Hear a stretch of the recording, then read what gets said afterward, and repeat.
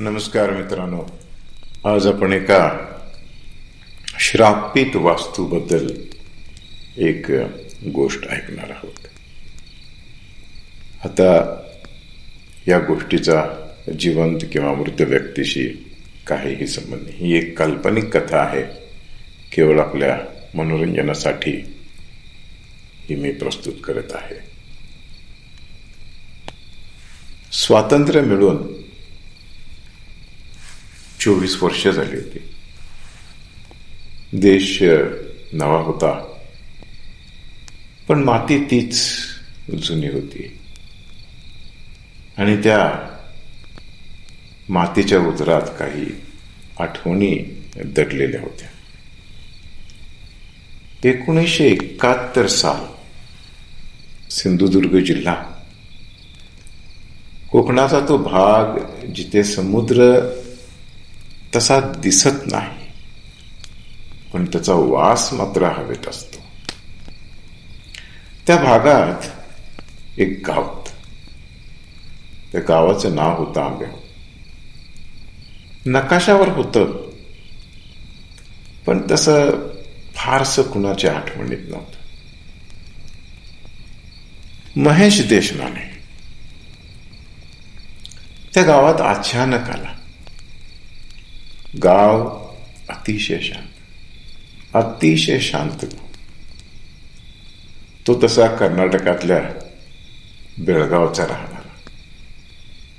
वय होतं अवघं 27 वर्ष. एकदम उमेदीचा काळ.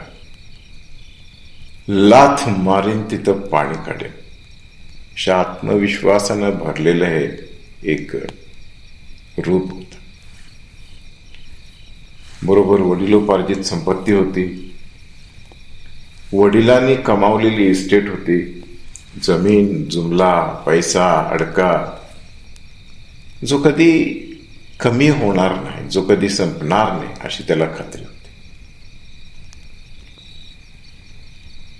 पण या उमेदीच्या काळात त्याला नवीन काहीतरी करायचं होतं. स्थिर व्हायचं होतं, इतरांच्या पेक्षा वेगळं. काहीतरी व्यवसाय उभा करायचा होता. कुटुंब, स्वतःचं बायको, घर, मूलबाळ, असा एक सुंदर संसार जो आहे तो थाटण्याचं स्वप्न तो उराशी बाळगून या गावी आला होता. काहीतरी नवीन करायची उत्सुकता. त्याला एक असं आयुष्य उभं करायचं होतं जे कुणावर अवलंबून नसेल. कुणाच्या तरी अधीन होऊन त्याला जगायचं नव्हतं. कुणाच्या तरी छत्रछायेखाली मोठं व्हायची किंवा वाढायची त्याची इच्छा नव्हती. आणि हे सगळं त्यांना आपल्या मनोमनी ठरवलेल्या गोष्टी होत्या. तो या गावी आला. गाव तसं नवीन. याआधी 1-2दा येऊन तो पाहणी करून गेला होता. गावाच्या बाहेर दूर एका टोकाला एक वाडा होता. तो त्याला भावला होता. लोक त्याला घर म्हणायचे, पण ते घरासारखं वाटत नव्हतं. काळे शार दगड, उंचच उंच भिंती आणि आत पायऱ्याच पायऱ्या आणि दरवाजा. तो दरवाजा उघडताना अजिबात आवाज करत नव्हता, पण बंद करताना जणू काहीतरी आत अडकल्यासारखा आवाज यायचा.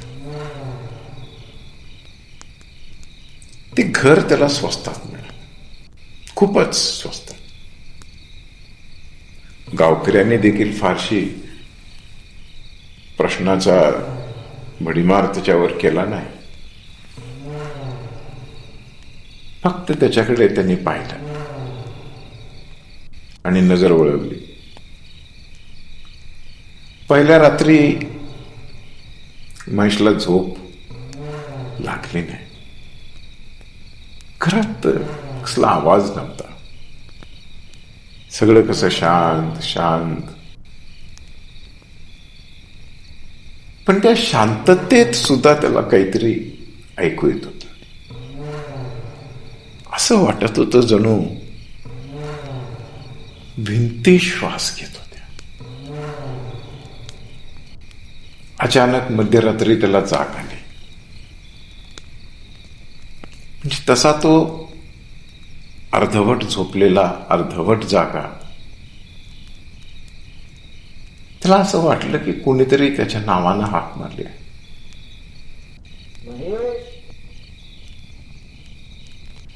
आवाज ओळखीचा होता. त्याने दिवा लावला, आजूबाजूला पाहिलं. खोली रिकामी होती.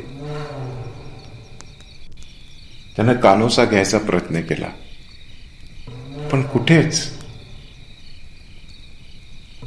कोणी असल्याचा आभास देखील त्याला झाला नाही.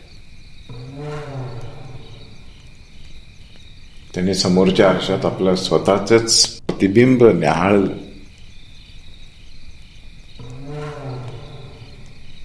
आणि त्या आरशाकडे बघता बघता क्षणभर त्याला असं वाटलं, आरसा हलला.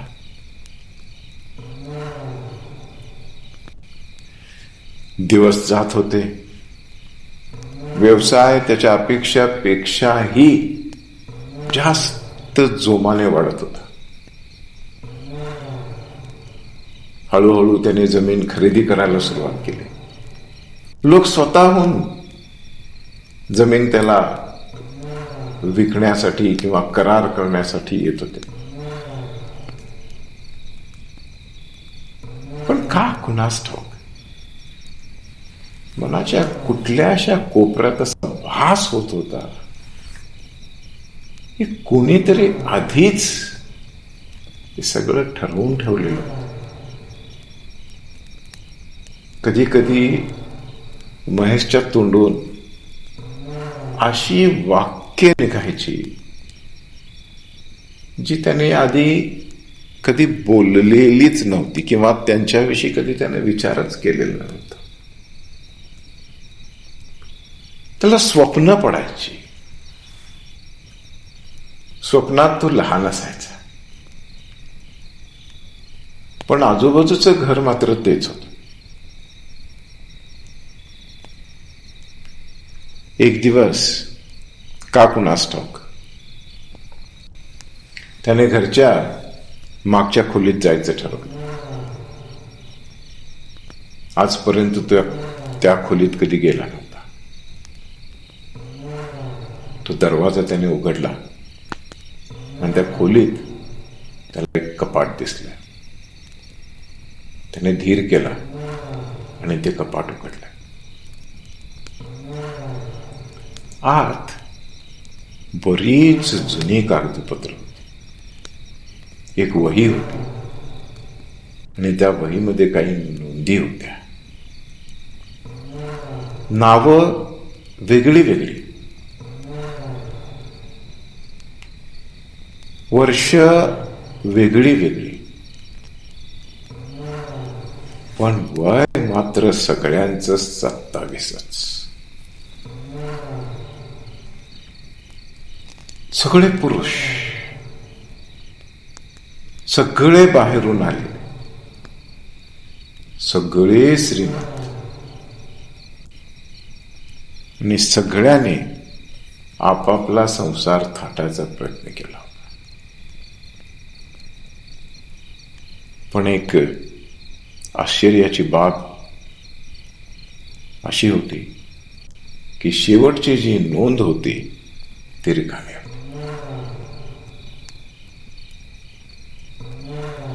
त्या रात्री घराने पहिल्यांदा त्याच्याशी बोलायला सुरुवात केली. त्याला असं वाटत होतं जणू तो आवाज जो आहे तो कानाने ऐकत नाहीये, तो कुठेतरी त्याच्या डोकीमध्ये होता, त्याच्या मेंदूमध्ये होता.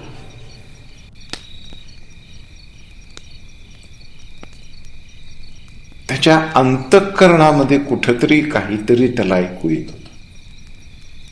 आणि जे ऐकू येत होतं त्याच्यावर विश्वास ठेवायला त्याचं मन तयार होत होतं. तू इथे आलास कारण तुला यायचं होतं. महेशने कान झाकायचा प्रयत्न केला, डोळे घट्ट मिटून घेतले, पण तो आवाज थांबत नव्हता. तू जे आहेस ते मी केलं. त्याला आठवायला लागलं. आठवणीच्या हिंदोळ्यावर त्याचं मन हेलकावे खाऊ लागलं. बेळगाव सोडायचा विचार तो खरंच त्याचा होता का? हे घर पहिल्यांदा जेव्हा त्यानं पाहिलं आणि त्यावेळेला त्याला जी ओढ या घराविषयी वाटली ती खरोखर त्याची होती का? दिवसेंदिवस त्याची स्वतःची ओळख कमी होत गेली. कधी आरशात पाहिल्यावर तो स्वतःला ओळखू शकत नव्हता. कधी त्याला वाटायचं आपण या घरात आलो नाही, आपण नेहमीच इथं होतो. गावातले लोक देखील आता त्याच्याकडे वेगळ्या नजरेने पाहत होते. असं वाटत होतं की ते त्याला नव्हे तर त्या घराला त्याच्यामध्ये पाहत होते.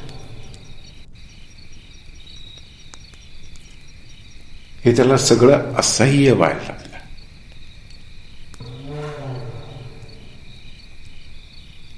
त्यानं त्या घरातून बाहेर पडायचं ठरवलं. ती शेवटची रात्र. त्या रात्री महेशनं घर सोडायचं ठरवलं. सामान बांधलं, दरवाजा उघडला, पण बाहेर गाव नव्हतं. त्याचे घर पुन्हा आणि पुन्हा घर आत वळत गेलं. आतून एक आवाज आला. खरोखरच तू विचार करतोयस की वेडा झाला आहेस? आणि एक क्षणभराची शांतता, त्या शांततेत युग युग गेल्यासारख्या त्याला भास होत. पण जर मी वेडा असेल तर मग तू कोण आहेस? महेश मनात नसताना देखील आरशाकडे पाहत आणि सारं काही इथंच थांबत. जणू काही आयुष्यच थांबावं तसं. ही गोष्ट इथंच थांबते का? हे घर इथंच थांबतं का? या गावात न बोलणारी किंवा न बोलली जाणारी एक गोष्ट आहे. आंबेहोळमध्ये 2 प्रकारचे लोक असतात. एक जेव्हा त्यांना माहीत नसतं, आणि एक असे ज्यांना जास्तच माहीत असतं. त्या घराबद्दल कोणीच थेट काहीच बोलत नाही. ते नाव देखील घेत नाही, दिशा दाखवत नाहीत. ते फक्त म्हणतात त्या बाजूला घर आहे. जणू काही घर हा शब्दच पुरेसा आहे, दिशादर्शक आहे. हे घर किती जुनं आहे याचा हिशोब कुणाकडे नाही. काही कागदामध्ये त्याची नोंद साधारणपणे 1880च्या आसपासची दिसते. काही कागदात ते ब्रिटिश भारतात येण्याआधीच अस्तित्वात असल्याचा उल्लेख देखील आहे. एका जुन्या वहीमध्ये कुठेतरी असं लिहून ठेवलेलं आहे की हे घर कधी बांधलं गेलंच नाही. ते अचानक दिसायला लागलं.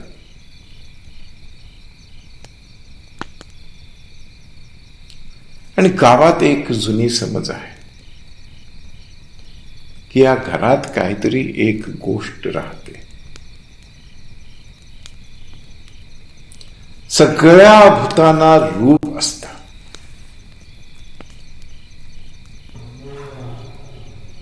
असं आपल्याला वाटतं,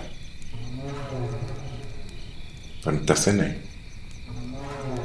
काही गोष्टींना घर लागतं. त्या गोष्टींना माणसाचं शरीर लागत नाही किंवा जमत नाही.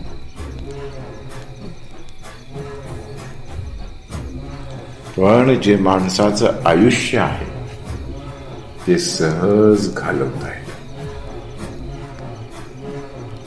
या घराने काही पुरुष निवडले.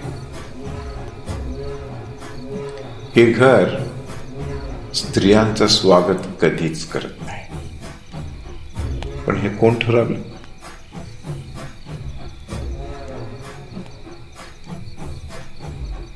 हेच आजपर्यंत घडत गेलं. सर्व पुरुष बाहेरून आलेले, आर्थिक दृष्ट्या स्थिर, सुरक्षित आयुष्य आणि मनात एक उमेद की याच्याही पेक्षा काहीतरी चांगलं करायचं. स्वतःवर जबरदस्त विश्वास असलेली लोक. आणि खास करून ज्यांना असं वाटतं की जे काही निर्णय ते घेत आहेत ते स्वतः घेत आहेत, अशाच पुरुषांना हे घर स्वीकारते. एक दिवस महेश समुद्राकाठी फिरायला गेला होता. तिथं त्याला एक सुंदर तरुणी भेटली, सुनंदा. त्यानं मनोमन हेरलं की हीच माझी सहचर्य. त्यानं तिच्याविषयी माहिती काढायला सुरुवात केली. तिच्या कुटुंबाविषयी, तिच्याविषयी.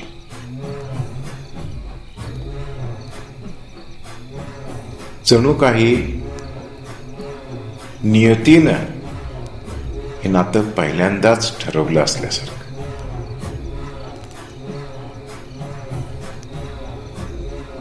अगदी त्या कुटुंबाविषयी सगळी माहिती काढल्यानंतर तो त्यांना जाऊन भेटला, आपला परिचय करून दिला. सुनंदाचे आई वडील अतिशय खुश. त्यांना असा जावई मिळाला जो त्यांच्या लेकीला हुडकत त्यांच्या घरी येऊन पोचला होता. त्यांच्या आनंदाला पारावार उरला.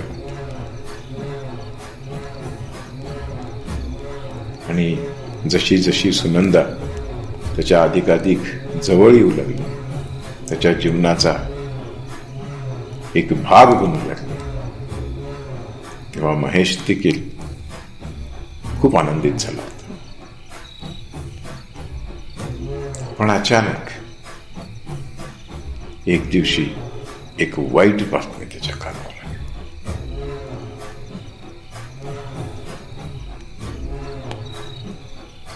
सुनंदा आता उरली नव्हती. सुनंदाचा अपघाती मृत्यू झाला.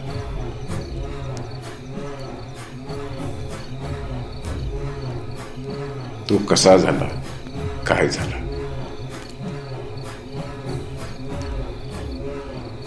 याचा तपशील त्याला कळाला नाही.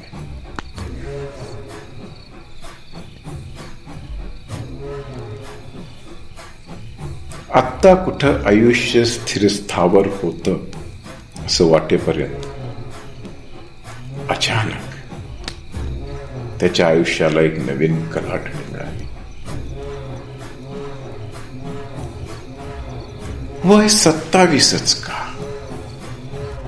गावातल्या पुजाऱ्याच्या जुन्या वहीत एक ओळ आहे.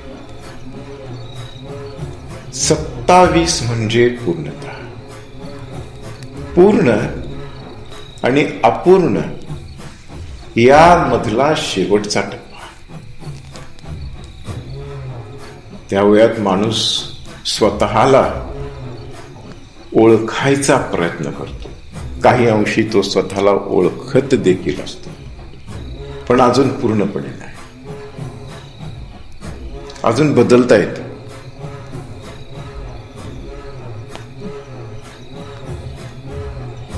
या घराला देखील पूर्ण माणसं नको असतात.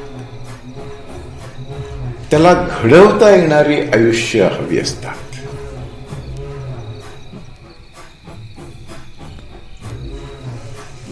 हे घर काय करत नाही, तर या घराची खासियत, घर मारत नाही. हे घर ढकलत नाही. हे घर आज्ञाही देत नाही. हे घर फक्त सुगावा देत. विचार आधी येतो, निर्णय पूर्ण आपलाच वाटतो.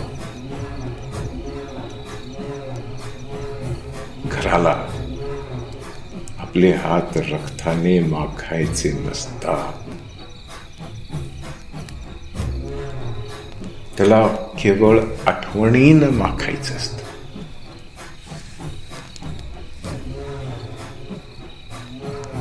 या घरात आरसे का महत्वाचे? पण कुठंही मोठे आरसे नाही, फक्त मध्यम आकाराचे, तुटलेले, वेडे वाकडे.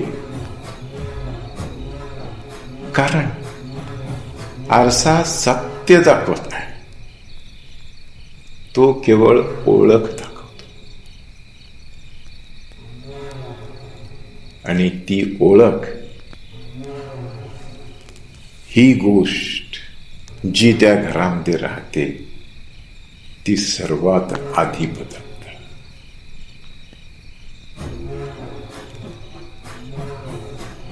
बाहेर पडण्याचा प्रयत्न प्रत्येक नोंदी सांगतात.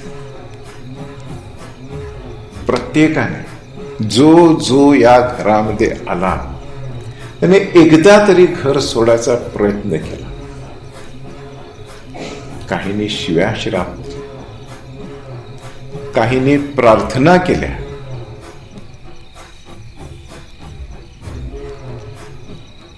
पण कोणीही बाहेर पडल्याची नोंद मात्र कुठे दिसत नाही. फक्त एक वाक्य सगळीकडे सापडतं. मी निघालो होतो,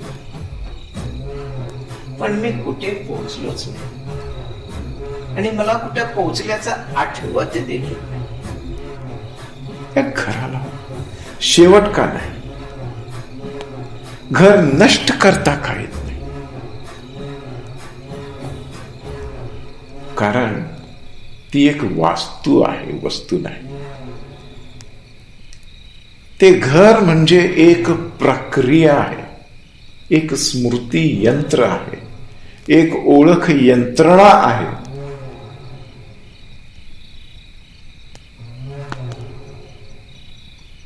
आणि हे घर आपलं अस्तित्व टिकवून आहे, कारण कोणीतरी त्यात स्वतःच अस्तित्व गमवत असतो.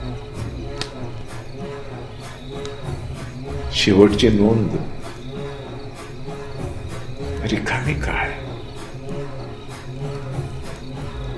प्रत्येक नोंदीच्या वहीमध्ये किंवा फाईलमध्ये शेवटची नोंद रिकामी काय? कारण घर शेवट लिहित नाही. शेवट म्हणजे मुक्तता. घर कुणालाही कधीही मुक्त करत नाही.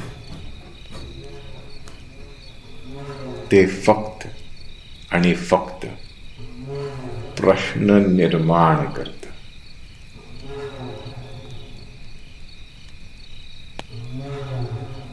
का सगळ्यात जुन्या कागदावर एक अपूर्ण असं वाक्य होत. सर्वात मागच्या त्या कपाटात एकच वाक्य अर्धवट लिहिले.